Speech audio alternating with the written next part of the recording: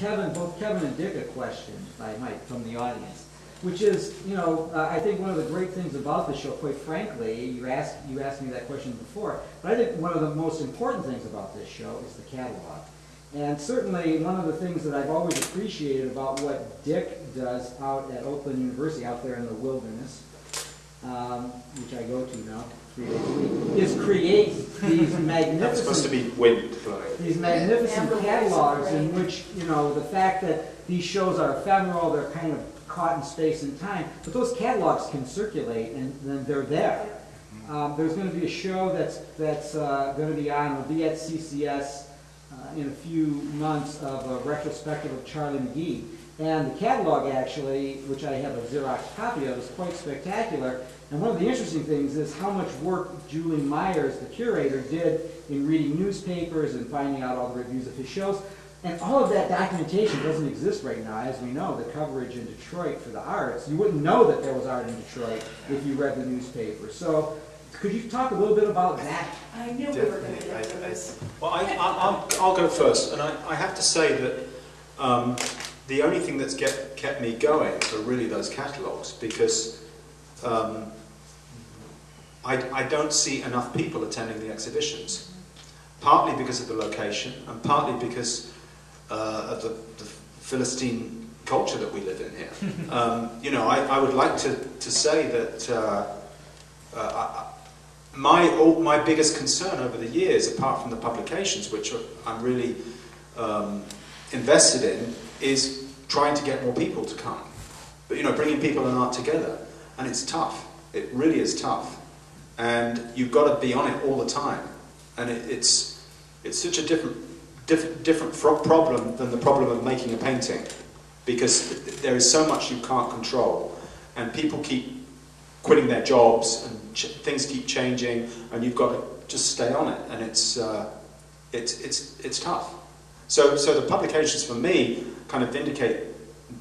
I feel like I'm actually doing something that isn't ephemeral, and it doesn't matter if only 750 people come and see an exhibition, as opposed to 5,000. Of course, if you do an exhibition of Russian icons, you can expect 6,000 people to come and see it.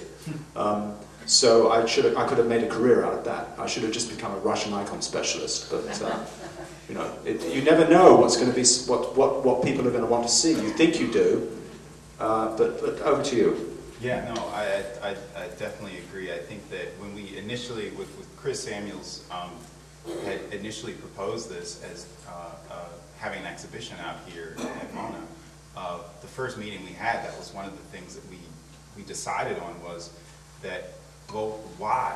Why are we going to have another exhibition here? To really investigate this and make it into something that doesn't just happen. You have an exhibition that goes up, the opening, you have, say 100 people come out, and then after that, the show sits in the dark. And it's how do you then keep a conversation going?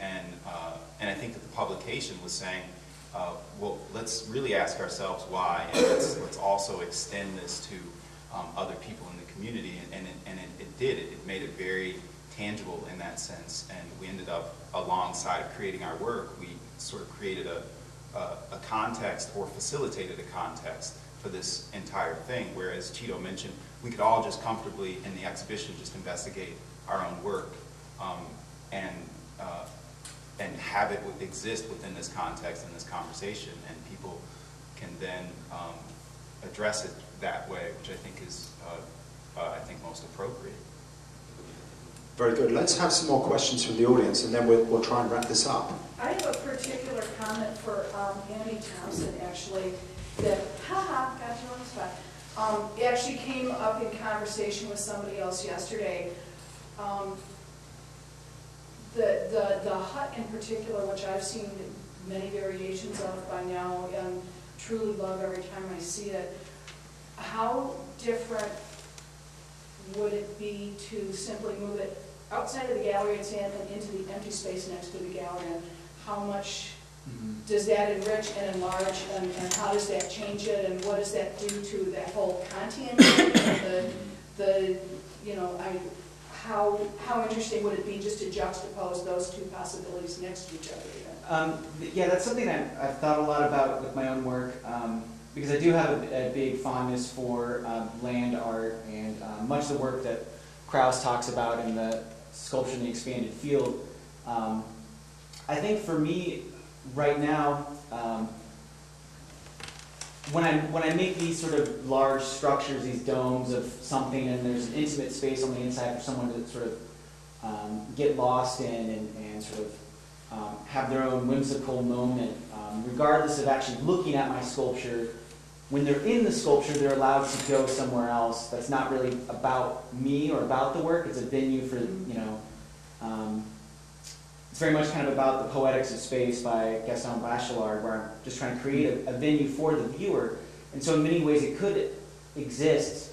Ideally, wouldn't it be great if it could exist in a world where it is almost an architectural statement that allows a person to enter into, but it's a useless or a purposelessness space for people to sort of have their own musings. I think one concern for myself is I was one of the artists in the show that I even said to Kevin and Chris that I'm so glad you guys are interested in having the panel, having the catalog, because I really just want to, all I can deal with is making my work for the show. I'm so glad you guys are wanting this show to be a venue for something bigger to happen, because I can't deal with it right now, and that I just need to make the work. So in one regard, the gallery space is sort of a safe theoretical space or hypothetical space. Somebody said it earlier, that it's not a real space. And so I feel my work is trying to take advantage of that, and sort of scapegoating or avoiding this conversation.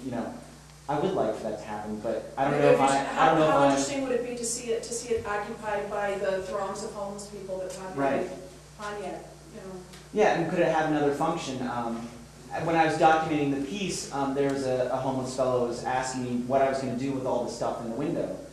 I said, well, some of it's furniture from my house that I'm going to take back home and use. But, he started asking me, what are you going to do with that TV? I could use the TV. He doesn't have a home, but maybe he could sell the TV. And so we sort of made a brief pact that, well, I'm going to deinstall the show at the end of November. If you're around, you take what you want.